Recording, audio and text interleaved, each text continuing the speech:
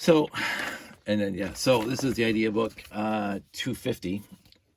But in the end, and this is my final rant after 44 minutes. My final rant. So there's this guy who puts up on the one of our groups for whatever, that he's selling minifigs, and just minifigs, and he's selling them for $70, $80, $90 because he thinks he's going to get it. And this is just like the Paul in the back there, which again on eBay right now you can buy one for $990, and I happen to have 3 of them and they're not all mine. One Sandy's, one Josh's, and I don't feel like selling Paul yet. So, and I should actually bookmark that listing to see if they actually get anything close to that. Because there are fans, and again, I don't want to. This isn't. I don't know exactly. I told a story a long time ago about my uncle who collected stamps his entire life, and he had just thousands and thousands and thousands of stamps. His stamp collection was worth tons of money, and he actually built a fireproof cinder block safe in his basement that he could keep his stamps in. So if the house burned down, the stamps would be safe, kind of thing. And I'm not faulting for it. I think that's a legitimate thing to do when you have that much money wrapped up in your stamp collection and how much worth your stamp collection is. But I remember my cousin, his son, telling me a story that there was, and again, I don't know the specifics, but there are, like, we'll just use this thing again. This is a really old idea book, but so pretend this is a stamp book. And each page had like 1954 Venezuela stamps released that year, and then there was like 10 or 11 spots for different stamps on there. And he had one of these books for whatever, and it was almost full. And there was one page where there was one stamp right there. Oh, sorry, you can't see. One page, one stamp right there. That he didn't have a stamp for it. The rest of the page was full. The rest of the book was full, blah, blah. And if he completed that one stamp, if he got that one stamp in this book, that book would be worth tens of thousands of dollars, whatever it was, lots of money. I don't know the exact amount, but in order for him to get that one stamp, he'd have to shell out X thousands of dollars to get that one stamp. And but he wasn't interested in just giving money to some other collector to get a stamp back from them. He was trading. Part of his love of the stamp collecting was the trading, and he would call us up. Well, he didn't call me up. It would seem at Christmas time. He says, "Dave, how many stamps you got for me?" Because he would say, because we used to get letters, not anymore. We used to get letters, and letters used to come with stamps on it. Because I have friends in the UK, friends everywhere else. Hey, they send me a postcard, they send me a stamp. I would rip them off and give it to him at Christmas time. Here's some stamps from Singapore, whatever. Right, and that's great, and he would put them in his collection, because he would then use that stamp to trade. He would get 5 or 6 stamps that somebody else in his little fandom doesn't have, and they'd have 5 or 6 stamps that he didn't have, and they would just swap. Right, and they would come to the haggling or wheeling dealing. Oh, I'll give you 7 of these for 5 of those. It's like trading and blah blah. That to him, that was part of the love of it. He just didn't want to call up some Joe millionaire sitting in Brazil that just kept on with all his loads of money just buying stamps, because that's not the fun for him. So he didn't finish that book because he didn't have the money. He had the money. He could afford that one stamp. But if that's not part of his love of the hobby, he wanted to wheel and deal. He wanted to, hey, my buddy over there in St. Petersburg, he has some friends in St. Petersburg. I got these 7 stamps here, and you got those 5 stamps there. Hey, we will swap or whatever. And then they would mail each other these stamps his entire life.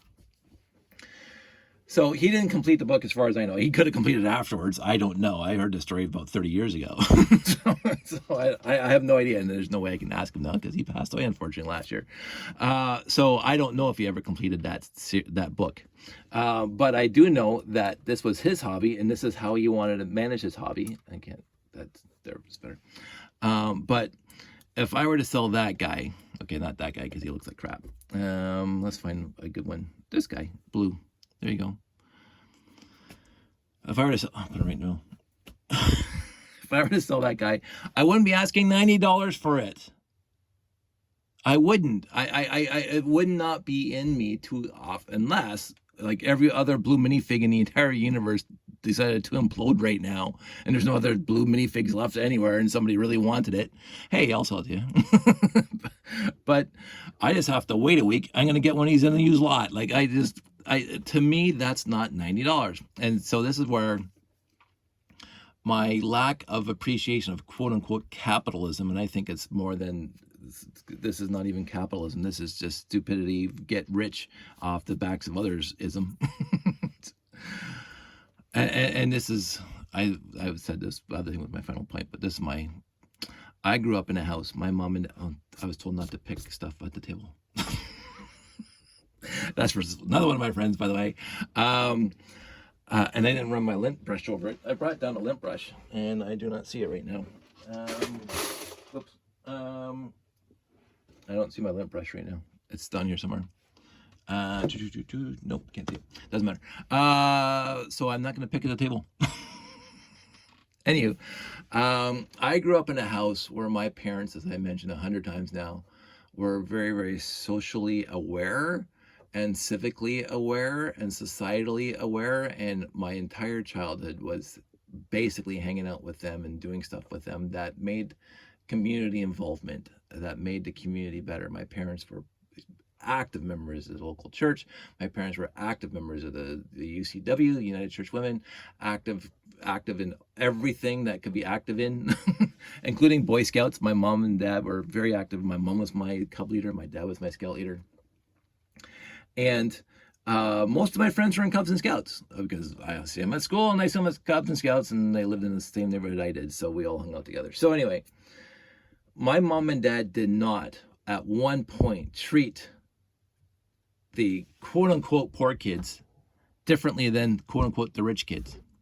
If we were going on a canoe trip, a camping trip, or whatever trip, every kid had to contribute the same thing to go on these trips. They had bring $15 in order to go on this trip. They didn't charge the rich people more. They didn't. And my parents knew who was rich. Rich and poor never even was a concept when I was growing up, by the way. And I think about that now. Like, it never dawned of, like, me and money have this nebulous relationship on any given day, but I never ever equated money with greatness. I never equated money with actual wealth. I never equated money with like, not financial wealth, but actual wealth. And actual wealth is a huge bit bigger than financial wealth. Although I want to be comfortable. But when I grew up, there were the rich kids who always had the nicest clothes, and the parents had the nicest cars, and they had the biggest house, and they had the biggest toys. As my friend Paul, not the richest, but he had cable before anybody else. He had a VCR before anybody else, blah, blah, blah. But the act of keeping up with the Joneses was never part of my childhood. It was never, oh, they got a new car, we got to get a new car. Oh, they got a VCR, we got to get a VCR. Oh, they got this new, we never did that. We were very, very, very comfortable with what we had and what we did and where we went and who we hung around. We were extremely comfortable. If we didn't want to hang around somebody, we didn't hang around them. But it didn't matter, rich, poor, black, white, pink, nothing mattered to us. Like, it's just how we get along with each other. That was the important thing. The interactions, the relationship was the important thing. And I'm not saying we're Mennonites, but every time we needed something, quote unquote, the town would be there for us. Our friends would be there for us. Our relatives would be there for us. And we were there for them. It didn't matter if my Uncle John needed an addition put on his house, we all showed up. My dad puts an addition in his house, we all show up. I don't know how much my dad had to pay for labor costs. I think it was zero. We put the massive addition on our house down there in Winona. I don't remember having contractors in there. It was all my relatives, it was all my uncles, all my dad's friends, all my friends' dads would show up, like, and we would do whatever we needed to do. And it was, so money was not a big thing for me growing up. Money was just, hey, I want more Lego. And to keep food on the table. But anyway, the whole idea is that my parents never treated rich people differently than poor people. And so when we were doing a trip or we're doing an event or whatever, show up. That's all you had to do. You had to do the same as everybody else. You put it in the same source or base as everybody else. It didn't matter where you're coming from. And I also know this, the people who couldn't put that in, my parents put it in for them. They did. because that's who my parents are. So, because there are some really, there were, I won't say destitute, but we grew up in a farm community, and some of the kids didn't have what we had, but it was never looked down on. It was never, oh, you're poor and beg for your money. No, it's just, and you don't talk about it. Back in the 70s, being as a Gen X kid, you don't talk about it. And that's both a good and bad thing. That's a whole other tangent, by the way. What you don't talk about can hurt you. But anyway, I grew up I grew up in a town and a community where we just gave to one another as necessary. And we didn't try to screw one another ever. And so when I see somebody putting that minifig out there for $90 or $70, I'm going, I'm not talking to you anymore. I'm not. Now, somebody might give it to you, and good for them if they have that $70 to buy one minifig for. But it is 2023. Now, if I give this to my kid and he gives it to his grandkid and it's 2098, right? So Classic Space is well over 100 years old. And somebody wants to say, oh, this thing's worth whatever gold plate latinum, right? Knock yourself out. Like, again, I get the antique market. I get the antique market because I have antiques in this house. I have a 150-year-old dining room table. Like, I get I'm not like right into the end of antique markets, but Sandy and I go antiquing all the time. Anytime we stop by an old place, look at this old thing and it's worth $2,000. Sure, fine. I'm not buying it, and I love to look at it. Oh, look at this.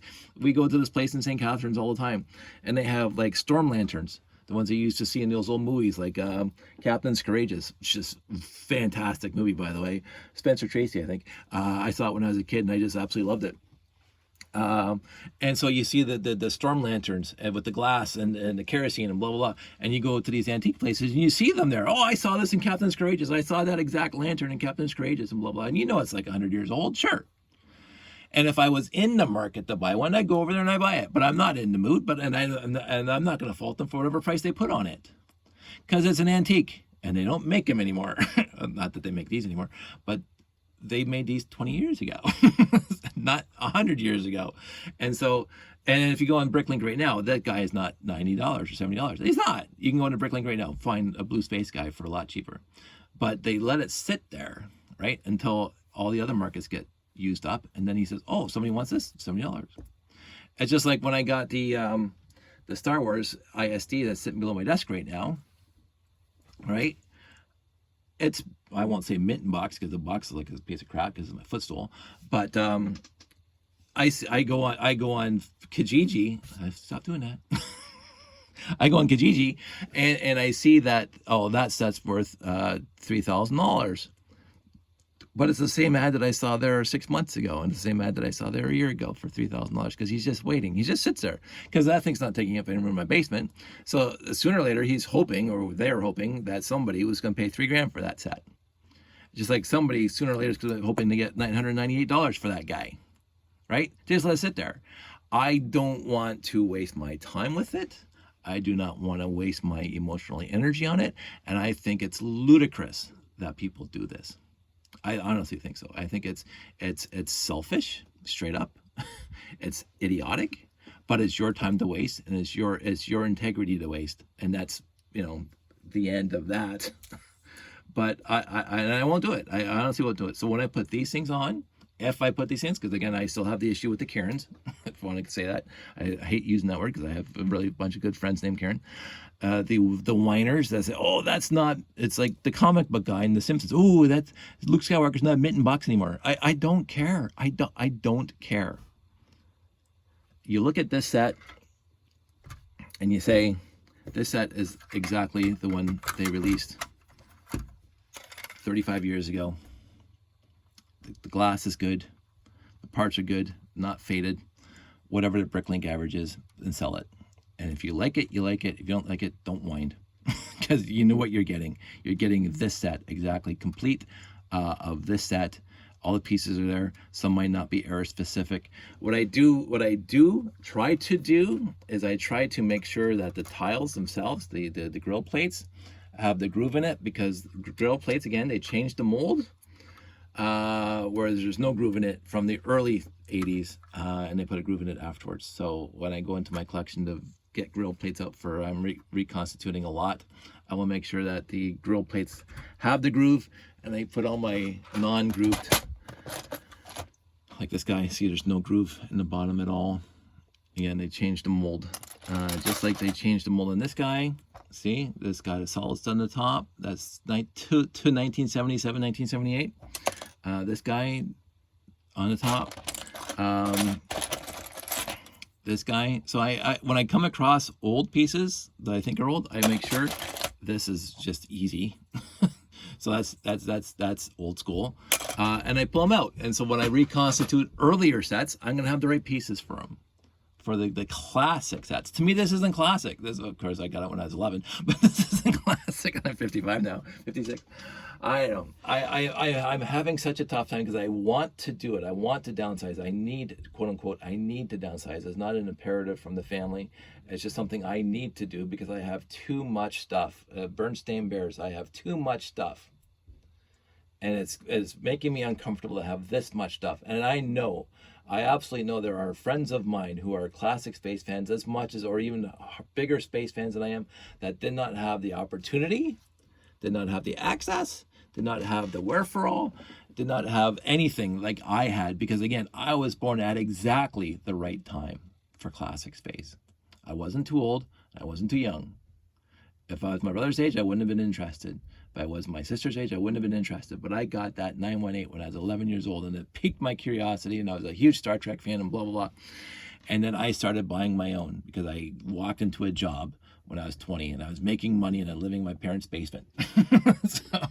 Then I moved in with friends, and my friends were not actively encouraging me, but when I put the ad in the paper, they were on the CB telling me where to go. My friends were always telling me where to go. And I was driving around, and when we had fun, and there was not one point in my entire conscious life where I didn't love this hobby, where I didn't, like, I never had a dark ages. I've always loved this hobby every minute of my life. I didn't always touch it, but I've always loved it. There's not one time in this entire hobby where, I mean, there's that epic thread on Lugnet years ago where they get shaking your fist in the general direction of Denmark because they changed the mold, or they changed the color, or they changed this, they discontinued that, the monorail, whatever, the huge epic threads. Do I think they made some missteps? I think I've made some missteps. So other people making missteps, whatever. But there has not been 1 minute of my life where I've regretted or been disappointed or been upset about this hobby, because it's been this much fun for 56 years for me. And so when it comes down to it, and I start thinking about downsizing, I really mean it. I'm sincere about it. I know there are people out there who did not have the same fortune that I have, or the same access that I have, and they said, "Oh, I get these emails all the time. Oh, Dave, I saw a video that you made like 10 years ago on YouTube, because I've been on here far too long. And you have that set." Yeah, I got that set. I got multiple copies of that set because I was alive at that point to buy that set. And go find it in garage sales, and find it at flea markets, and then finding it at used lots at the thrift stores. I'm very fortunate. And even my buying on eBay, because a lot of people handle, not eBay, Bricklink. When I was building that tower over there, I would go look at other parts. I have 1,000 of these 2x3 blue slopes that I need. But then I look at the other colors. Oh, they got lots of trans yellow, and it's not that expensive. I'm just going to throw all these trans yellow in my lot. Right? And just, if it's 1 or 15, I'll just buy whatever they got. And so it wasn't for any purpose. I mean, I can't believe how many of these Ice Planet 2x3 slopes I have. I don't have sets to put them in. I've reconstituted every Ice Planet I can, but I have tons of slopes left over. That's perfectly acceptable to me, and I'm sure I got them in lots from Bricklink, because I was buying something else, and I said, "Oh, what classic space pieces they have? Oh, they got those for like a cent. Sure, I'll put them in my lot. Sure, whatever. I don't know how much they were, but they're 5 cents. Sure, I'll grab them all." Right? That's what I used to do, and I would get, and I would just throw them into the collection. So that's what I did. But now all this stuff's expensive. All this stuff, and that's because there are certain people who will put that up for $90 or $900. There are people that will put that up for $70, and so when somebody buys it for $70, now it's the expectation that they all go for $70. It is the expectation that these all go for $900 now, right? And again, capitalism, and it's a hobby. It's not like food or energy or heat or whatever. I get that. So if it's $70, fine. I ain't doing it. I am not putting my stuff up for $70. But then I also want to be very cautious that I sell to the right person that says, I'm going to sell to you this piece for whatever the bricklink average is, or this guy, whatever the bricklink average is. And if you accept that cost, know that this is mostly fully complete, except no minifigs, and it's got a replacement. But my expectation, and again, you can change it the second you get it, because now you own it. My expectation is that you don't sell it. You're a fan like me who never had one of those. You never had the opportunity to have one of those. I happen to have lots. Here's one for you. And we come up with a mutually agreeable price. You get it and you keep it. Now, again, I'm not going to adhere to your deathbed that you keep it. But my idea is that I'm selling to friends that are going to whatever. But if you turn around and sell it tomorrow, it's yours to sell. If I sell you this, I sold one of these before, like a long time ago. This antenna just pissed me off now. I sold one of these a long time ago for $150. Exactly like this. I don't think minifigs were in it either, because I got a lot for $150 that came with this and then message intercept base and a bunch of other parts, and I put it together. And some guy said, a friend of mine, an acquaintance, but I knew a little bit. He says, I never have one of those. I said, do you want to buy it? Do you want it? He says, sure. I said, I went on Bricklink. I said, what's the average price? What's the lowest price? And I said, $150. He said, sold. He sent me $150. I sent him one of these in the mail.